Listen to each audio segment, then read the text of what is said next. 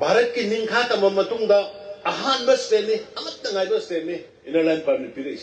कोई मणिपुर खक्तने बस्ते मसिदैदा कोई मणिपुरी सिंह भारत सरकार को थागत को नमद्रगदि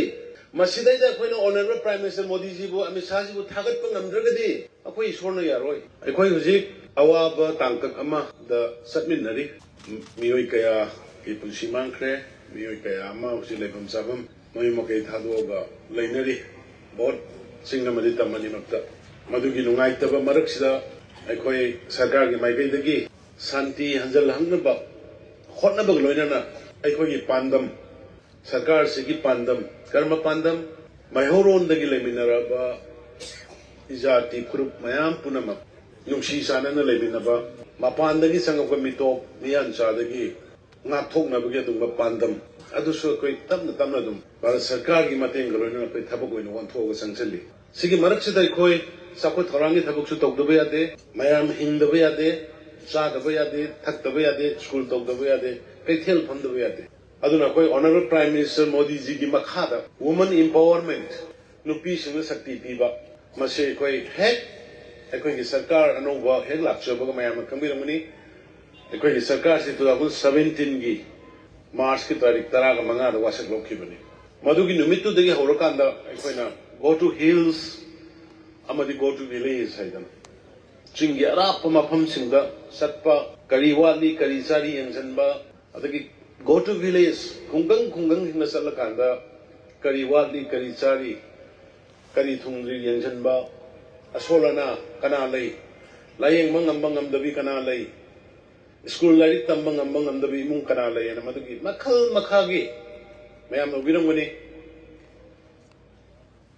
चीफ मिनिस्टर की हक्सेल की तेंबांग अगी इसा नारकपदा अगी पुरोइबा नारकपदा अगी नुपी नारकपदा इमा नारकपदा हॉस्पिटल दा पुखनिंगाई पैसा लेतदना डॉक्टर दा सनिंगाई पैसा लेतदना कपक लेनर मयाम मदु go to hills go to village सलम मतुंग खंगपदगी अखोइना चीफ मिनिस्टर की हक्सेल की तेंबांग ना होगोगा लेट लाइरबा मयाम से फ्री दा lupa lakh ani gi ahan ba hogdo kanga free da layeng ba ho kibni ngasidi lakh manga loina free da fangal laga layeng ba ho ro Ayushman Bharat adugma honorable prime minister Modi ji ki makha da lupa lakh manga ngarang aikoina pana bada hujik phawbada mioi chief minister gi haksel gi tengbang gi makha da mioi lakh ani ga lising taraga manga gu magi layeng gare punna lupa crore Sunny के मरफुमापन मुकी state की एक्सेक्टर दगी letter Lyra Awana मयाम गी lying न बई खोइन पुथोग lying की honourable prime minister के आयुष्मान भारत की मखादा मियोई लाख अहुम हेनब की मयादा लायंगे पुन्ना बुजि फावदा करोड़ रुपा करोड़ सनी के मरफु की मयादा फ्री द इमाइचा मयाम सिबु लायंग साना न बसेंग फ्री द पीरियड 2028 फावबा साननबगी लेते लायरगी अदुगुंबा बिलो प्रॉपर्टी की लाइन की मखादा लेबसिंग फ्री द सेंग पिरि आइना आई यावेना हाइबनते सुगुंबा सरकार जेबु करम ममांग लेग्रगेन सुगुंबा सरकार सेंग फ्री द पीबा अनाबा फ्री द लायंग हनबा अरांगबा सुगुंबा सिल्लेबा मयाम से करम ममांगी सरकार करी लेग्रगे मसिगुम सरकार से कलंद्रब मसिगुम सरकार से थाना योखट कदरदे कोई कना योखट कनी ngasi nupi singu power piba gi makha da koi state sida head go to hills go to village hor padagina koi nupi kaithel ima kaithel kunne tare chare manipur pumbada ukrul da khwaidagi athu bada matam ten na saw loi gi basi ukrul ni matam ma da ukrul da thaba ma taw matam da sing da thaba taw matam da sahi tara sangame manga sangame but अखोई उखरुल की market तो था तरा की मतुंग मनुंग the lotion लगा P की था तरा की मनुंग नसी की संगारी से अखोई इरांग मरकता थबक लेते अखोई प्रजा मयाम कन्नन बुझ हो नहीं प्रजा मयाम के अवाद पा मैं कन्न बुझ हो नहीं सिक्योरिटी मयाम डिप्लॉय तो न बुझ हो नहीं एक न बुझ सिंह मपान की लाखों सिंह खंडों न बुझ हो नहीं होना ना अखोई की लईब प्रजा सिंह की दमकता ꯑꯩꯈꯣꯏ ꯊꯕꯛ ꯂꯦꯞꯇꯦ ꯁꯤꯒꯤ ꯉꯁꯤ ꯁꯪꯒꯥꯔꯤꯕ ꯃꯥꯔꯀꯦꯠ ꯑꯅꯤꯁꯤ 2021ꯒꯤ ꯖꯅꯋꯥꯔꯤꯒꯤ ꯇꯥꯔꯤꯛ 8ꯗ ꯆꯠꯇꯥꯍꯟꯈꯤꯕꯅꯤ 21ꯒꯤ ꯖꯅꯋꯥꯔꯤ 22, 23, ꯍꯧꯖꯤꯛ 24 ꯁꯤꯒꯤ ꯃꯅꯨꯡꯗ ꯆꯍꯤ ꯑꯅꯤ 3 ꯃꯦꯗꯒꯤꯅ ꯍꯧꯖꯤꯛ ꯐꯥꯎꯕꯁꯦ ꯑꯩꯈꯣꯏ ꯇꯪꯗꯨ ꯂꯩꯇꯥꯗꯕ ꯐꯤꯕꯝꯗ ꯂꯩꯔꯤ ꯁꯤꯒꯤ ꯃꯔꯛꯁꯤꯗꯅꯦꯕ ꯃꯥꯔꯀꯦꯠ ꯑꯅꯤ ꯁꯦꯡꯃꯥꯏꯒꯤꯅ ꯀꯔꯣꯔ 9 ꯆꯪꯕ ꯑꯗꯨꯒ ꯀꯂꯥꯇꯣꯡꯕꯤꯒꯤꯅ ꯀꯔꯣꯔ 5 ꯆꯪꯕ ꯃꯥꯔꯀꯦꯠ ꯑꯅꯤ ꯂꯣꯏꯁꯤꯜꯂꯛꯏꯁꯦ ꯁꯤꯒꯤ ꯃꯅꯨꯡꯗꯅꯦꯕ ꯁꯤꯒꯤꯗꯃꯛꯇꯗꯤ ꯑꯩ ꯏꯟꯖꯤꯅꯤꯌꯔꯁꯤꯡꯕꯨ ꯑꯗꯨꯒ ꯂꯩꯀꯥꯏꯁꯤꯒꯤ प्रजा ꯃꯌꯥꯝꯒꯤ ꯁꯄꯣꯔꯠ ꯑꯗꯨꯒ ꯃꯅꯤꯄꯨꯔ ꯄꯨꯂꯤꯁ ꯍꯥꯎꯁꯤꯡ ꯀꯣꯑꯣꯄꯔꯦꯁꯟ ꯑꯩ ꯑꯦꯄ꯭ꯔꯤꯁꯤꯌꯦꯠ ꯇꯧꯏ ꯀꯔꯤꯒꯤꯅꯣ ꯃꯅꯤꯄꯨꯔ ꯄꯨꯂꯤꯁ ꯍꯥꯎꯁꯤꯡ ꯀꯣꯑꯣꯄꯔꯦꯁꯟꯗ ꯑꯩꯈꯣꯏ ꯒꯣꯔꯟꯃꯦꯟꯠꯅ ꯊꯕꯛ ꯁꯤꯟꯅꯔꯤꯁꯦ ꯌꯦꯡꯉꯣ ꯃꯥꯔꯀꯦꯠ ꯑꯅꯤꯗꯨ ꯆꯪꯉꯒ क्वालिटी येंगो क्वालिटी ममांगी ngarang saramme ngasi ninghai gre do nate tha mangi mamang saramani nong yure do thoi kak launa quality leina maram di phamdori do aigi ma sing ne ba building do gi makha da phamdori do aigi che sing ne ba aigi san sing ne ba bazar khakka da leiba ima sing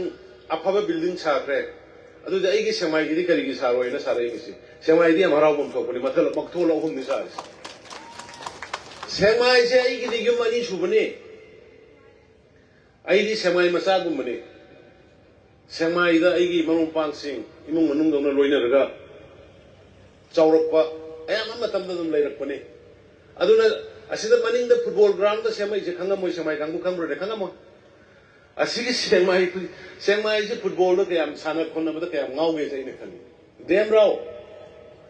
adu ngasi di nisana ngasi di nisana dem rao but ki badam tawi semai da leiramba naharol masa mau phaba mayam masak matau phajwa mayam mangthara badam tawi kumna yengo aidi yam kumna yengi aduna ne aina noi kanam da haidana aina lupa crore 3 muk sangba international standard ki football ground ama aina maningi lampa ko kariba kaujeng nei magi nate kangjai bungda sengmai ki kangjai bungda thole khangamoi ai laikai ki club su khangamoi kanam khangamoi aina happy ne do dinko gai bani tanar ga aina happy ne madu world class ki gallery yaudoi ni madai da any national level ki football tournament bok to buya doi makha da drain yaur kani sing chithona ba phamna na ba loi yaur akanda aduna masi support obiyo athuba matam da loina ba tongbiyo kangla tongbi koi nepali gurkha isin nau singse moisi atopa mi dawna yamna complex inferiority complex le hingba sona hingba moisi kari tawbirakadage haibagi wakhalomda moida security feel laitaba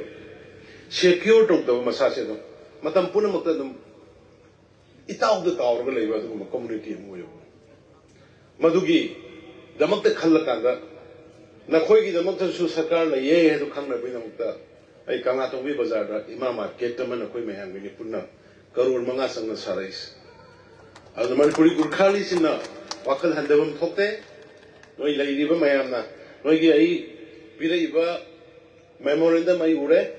adu asigi policy matter oibanina ai ngasimak lauthoi ai ada mafam sabada cabinet ki kari tarukanda but don't worry manipur da laiba praja punamak inner line permit ki makhada bharat sarkar gi adu yamna visionary leader honorable prime minister modi ji ki makhada Honorable Union Home Minister Amit Shah ji ki makhada inner line permit Manipur da piraktana Bharat ki ningkha tama matungda ahanba state ni amatta ngaiba state ni inner line permit pirais Bharat da ningkha tama matungda 1947 ki August ki 15 ki matungda inner line permit piba state ki manungda Bharat ki manungda Bharat machamana satpada athingba leiba permit piba se koi manipur khakta ne stage masidai da koi manipuri singna bharat sarkar bu thagat pu namdragadi masidai da koi honorable prime minister modi ji bu amit shah ji bu thagat pu namdragadi akoi isorna yaroi ngasi mapandagi lakpo mayam puna mo permit yaw to disang ba ay na si highlight se mayam kala tong bigi burkha gi kargi lay mayam ay khoi na bezia ra mathame mayam na 1951 dei oyu adu oisen mayam di mana malai but adugo our cabinet has decided after look in a corner records we have decided that 1961 will be the base year. Other 1961 you will become the permanent residents of Manipur.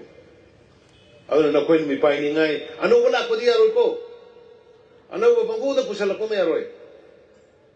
Sak Mane, loan Mane, Hong Manena, Dharma Manayana, Apu the Pusalako, Adunim Zitoise.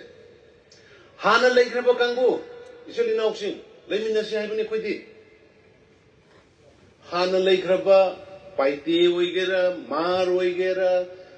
Tado Wigera, Wi Fi Wigera, Jomi Wigera, anyone like it. But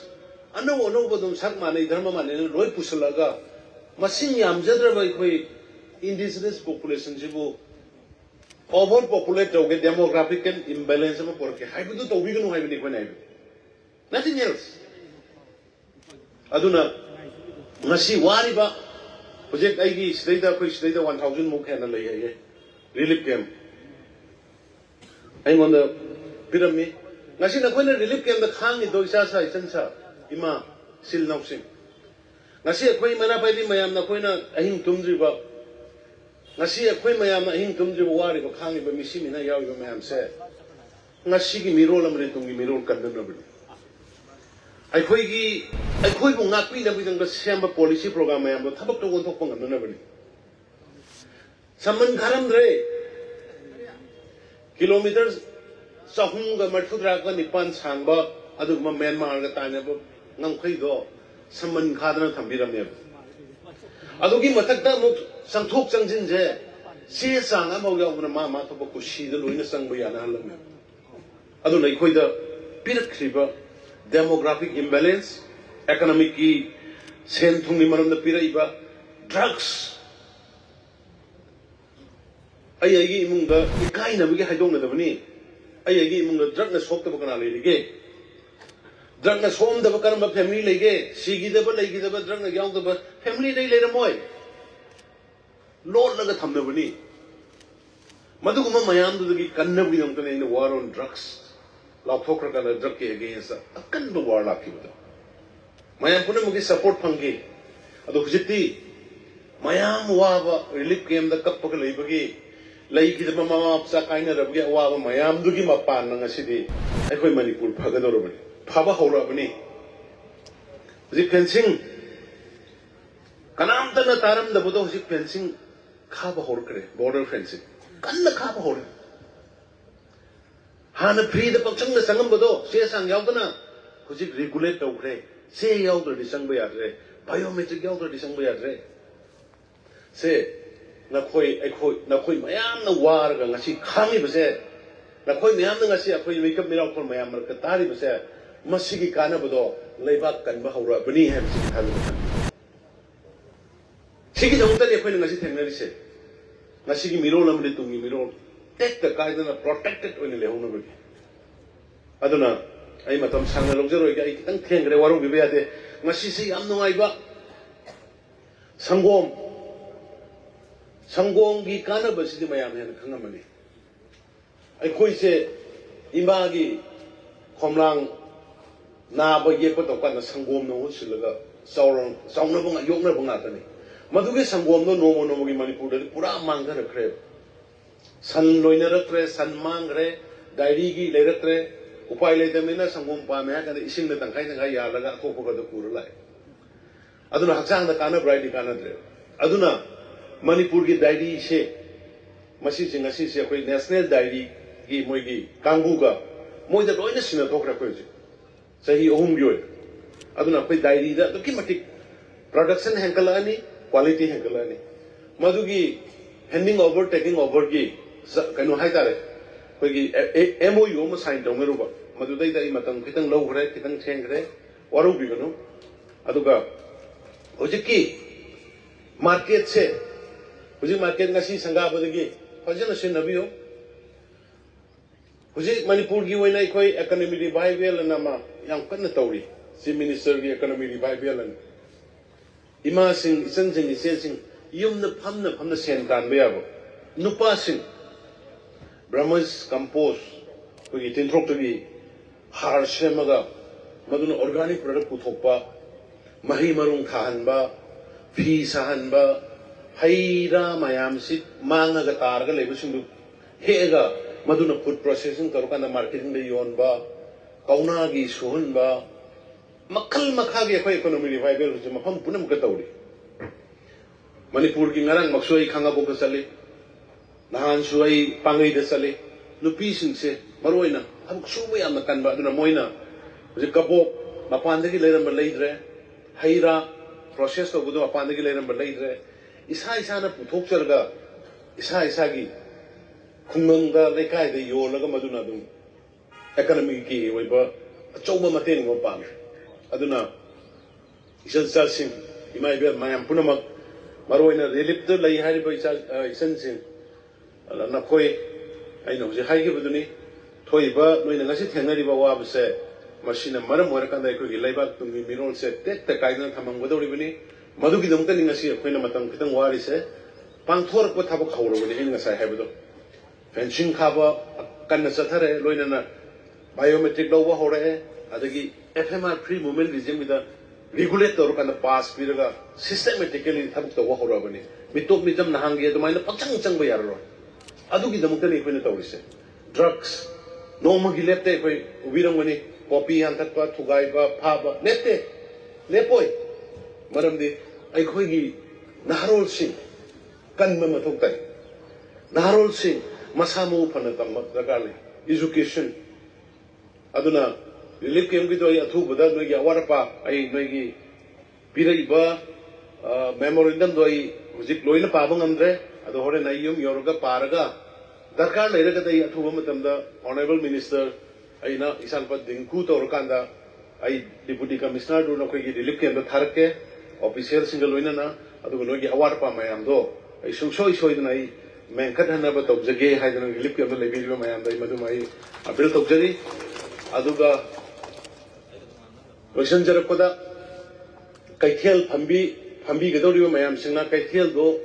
ꯑꯩꯒꯤ ꯌꯨꯝꯅꯤ ꯈꯟꯕꯤꯔꯒ ꯐꯠꯇꯕ plastic ꯑꯣꯏꯔꯁꯨ ꯐꯠꯇꯕ ꯆꯦ ꯆꯥꯡ ꯑꯣꯏꯔꯁꯨ ꯀ꯭ꯋꯥ ꯃꯍꯤ ꯃꯛꯇ ꯑꯣꯏꯔꯣ ꯐꯖꯅ ꯍꯦꯛꯇ ꯑꯩꯈꯣꯏ ꯏꯃꯥ ꯏꯆꯟꯁꯤꯡꯁꯦ ꯀ꯭ꯋꯥ ꯌꯥꯝ ꯆꯥꯒꯜꯂꯦ ꯑꯗꯨꯅꯅꯦ ꯄꯜꯂꯛꯏꯁꯦ ꯀ꯭ꯋꯥꯁꯦ ꯀꯃꯟ ꯑꯣꯏꯅ ꯂꯣꯏ ꯆꯥꯈ꯭ꯔꯦ ꯀꯃꯥꯏꯅ ꯇꯧꯔꯤꯅꯣ ꯈꯪꯗꯦ ꯑꯗꯣ ꯃꯤ ꯆꯥꯅꯤꯡꯕꯗꯒꯤ ꯊꯤꯡꯕꯗꯤ ꯌꯥꯄꯣꯟꯇꯦ ꯑꯗꯣ ꯐꯛꯂꯥꯡꯗ ꯀꯩꯗ ꯋꯥꯠꯁꯤꯟꯗꯅ ꯃꯣꯠꯍꯟꯗꯅ ꯇꯧꯕ ꯈꯣꯠꯄꯁꯦ ꯑꯥꯗꯗꯤ ꯏꯝꯐꯥꯜꯗꯗꯤ ꯑꯩꯅ ꯅꯣꯡꯃ ꯄꯥꯟꯕꯁꯤ ꯁꯨꯇꯤ ꯂꯧꯊꯣꯛꯑꯒ ꯑꯩ ꯐꯥꯌꯔ ꯕ꯭ꯔꯤꯒꯦꯗ ꯇꯧꯔꯒ ꯁꯦꯡꯇꯣꯛꯍꯜꯂꯦꯕ ꯃꯥꯔꯀꯦꯠꯁꯦ ꯁꯤꯠ ꯅꯥꯟꯅ ꯑꯗꯨꯅ ꯁꯤꯗꯁꯨ ꯅꯥꯟꯅ ꯊꯝꯕꯤꯌꯨ ꯗꯔꯀꯥꯔ ꯂꯩꯕ ꯀꯥꯟꯗ ꯗꯤꯁꯇ꯭ꯔꯤꯛꯀꯤ SPꯁꯤꯡ ꯂꯩꯔꯤ ꯗꯤꯁꯇ꯭ꯔꯤꯛꯀꯤ SDO ꯂꯩꯔꯤ DC ꯂꯩꯔꯤ ꯃꯣꯏ ꯇꯧꯔꯀꯥꯟꯗ ꯅꯨꯃꯤꯠ ꯑꯃ ꯁꯨꯇꯤ ꯄꯤꯕꯤꯌꯨ ꯃꯥꯔꯀꯦꯠꯁꯤꯡꯗꯣ ꯅꯨꯃꯤꯠ ꯑꯃ ꯁꯨꯇꯤ ꯄꯤꯕꯤꯔꯒ ꯅꯤꯠ ꯑꯦꯟ ꯀ꯭ꯂꯤꯟ ꯊꯝꯕꯤꯕ ꯑꯗꯨꯅ ꯃꯇꯝ ꯄꯨꯝꯅꯃꯛꯇ ꯑꯩꯈꯣꯏ ꯁꯔꯀꯥꯔ ꯄ꯭ꯔꯖꯥꯒ ꯆꯠꯀꯅꯤ ꯄ꯭ꯔꯖꯥꯒꯤꯗꯃꯛꯇ ꯇꯧꯒꯅꯤ ꯉꯁꯥꯏ ꯍꯥꯏꯔꯤꯗꯨꯅꯤ ꯑꯣꯅꯔꯦꯕꯜ ꯄ꯭ꯔꯥꯏꯝ ꯃꯤꯅꯤꯁꯇꯔ ꯃꯣꯗꯤꯖꯤꯅ ꯆꯦꯡꯕꯨ ꯑꯁꯨꯛ ꯁꯥꯡꯅ ꯐ꯭ꯔꯤ ꯄꯤꯔꯛꯄꯁꯤ ꯌꯦꯡꯉꯨꯅꯤ ꯁꯥꯊꯤꯈ꯭ꯔꯕ ꯀꯣꯚꯤꯗꯀꯤ ꯑꯗꯨꯒꯨꯝꯕ ꯅꯨꯡꯁꯤꯈ꯭ꯔꯕ ꯏꯆꯥꯗꯣ ꯈꯨꯠꯅ ꯄꯥꯏꯕ ꯌꯥꯗꯕ ꯑꯗꯨꯒꯨꯝꯕ ꯂꯥꯏꯅꯥꯗꯨꯗ ꯍꯤꯗꯥꯛ ꯐ꯭ꯔꯤꯗ ꯀꯥꯞꯄꯛꯈ꯭ꯔꯤꯅꯤ ꯍꯤꯗꯥꯛ ꯐ꯭ꯔꯤꯗ ꯂꯣꯏꯅ ꯀꯥꯞꯄ ꯀꯟꯈ꯭ꯔꯤꯅꯦꯕ ꯙꯔꯃ ꯂꯩꯁꯤ ꯃꯟꯗꯤꯔꯗ ꯌꯥꯝꯅ ꯆꯪꯕꯒꯤ ꯃꯍꯨꯠꯇ ꯙꯔꯃ ꯂꯩꯌꯨ ꯍ꯭ꯌꯨꯃꯤꯅꯤꯇꯤ ꯃꯤꯒꯤ ꯇꯧꯕꯤꯃꯜ ꯈꯪꯉꯨ ꯃꯤꯒꯤ ꯇꯧꯕꯤꯃꯜ ꯉꯁꯤ ꯚꯥꯔꯠ ꯁꯔꯀꯥꯔꯅ ꯑꯩꯈꯣꯏꯒꯤ ꯃꯅꯤꯄꯨꯔꯒꯤꯗꯃꯛꯇ ꯂꯦꯞꯄꯛꯏꯕ ꯐꯤꯔꯦꯞ ꯀꯔꯤ ꯇꯧꯔꯛꯇꯦ ꯃꯥꯏꯀ꯭ꯔꯣꯐꯣꯟꯗ ꯂꯣꯏꯅ ꯉꯥꯡꯕ ꯌꯥꯗꯦ ꯂꯣꯏꯅ ꯍꯥꯏꯕ ꯌꯥꯗꯦ ꯑꯃ ꯑꯅꯤ ꯈꯛꯇꯅꯦ ꯑꯩꯅ ꯉꯁꯥꯏ ꯄꯟꯈ꯭ꯔꯤꯗꯣ ꯁꯤꯁꯦ ꯆꯍꯤ 70 ꯇꯧꯔꯛꯇ꯭ꯔꯕ ꯊꯕꯛꯅꯤ ꯉꯁꯤ ꯚꯥꯔꯠ ꯁꯔꯀꯥꯔꯅ ꯇꯧꯔꯛꯏꯁꯦ ꯂꯥꯁ 70 yearsꯇ ꯃꯅꯤꯄꯨꯔ ꯂꯩꯕꯥꯛꯀꯤ ꯖꯥꯇꯤꯒꯤꯗꯃꯛꯇ ꯇꯧꯔꯛꯇ꯭ꯔꯕ ꯊꯕꯛꯇꯣ ꯉꯁꯤ ꯇꯧꯔꯛꯏꯅꯦ ꯁꯤ ꯂꯣꯏꯅ ꯍꯥꯏꯕ ꯌꯥꯗꯦ ꯃꯁꯤꯒꯤ ꯂꯣꯏꯅ ꯍꯥꯏꯕ ꯀꯥꯟꯗ ꯌꯦꯡꯁꯤꯟꯕ ꯈꯨꯗꯣꯡꯆꯥꯕ ꯂꯧꯗꯒꯤ ꯍꯣꯠꯅꯕ criticize tꯧdi honaba mayam amsu yawi aduna haiba yaba wa khrai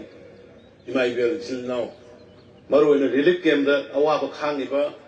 aduga khunngaiba kari tawgodagi isa isu singbu ima ise singbu kari tawgodagi na khunngaiba isa sing marung pang sing nakoi mayam na wabadugi fall lapa horabani aikoi safe and secure tung koina wai horagadam aduna wapam khraje thamjaraga football ground sample liba sagal liba do koi gi kangjai bungi manaka taba semai manungi chilinau singna khra senabiyo any problem laiba kedoba mayam sengai thongkai changan gano koi je keno nung thabe ada me laingoi ko me ka tha di donation ha lak padong tawba adum mama sulai aduna yaring dei development gi kari gi poch dei da masugum bagi sengai tungkai mi ki hanba kholanba tawgunu tawhan bigano aduga tawsu tawbigano adunga si market si irang leina sahi ahum da loiba ngamisini market anima aduna huji matang market taraga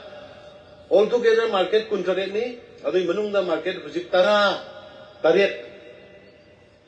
ni thoi hum boi mu huji sangana ba ready leine matang maram di ima singi damakta bazar da leiba ima khatana ima na te samai da leiba ima su ima ni moirang da leiba ima su ima ni aduni ai koi ngasi sarkar na tawjalais ai wapam khaje thamjargai mayam puram pukurum jari mayam punama matam kitang sang na ngai han bagi damakta amuk han nga pina ba haijari thank you jai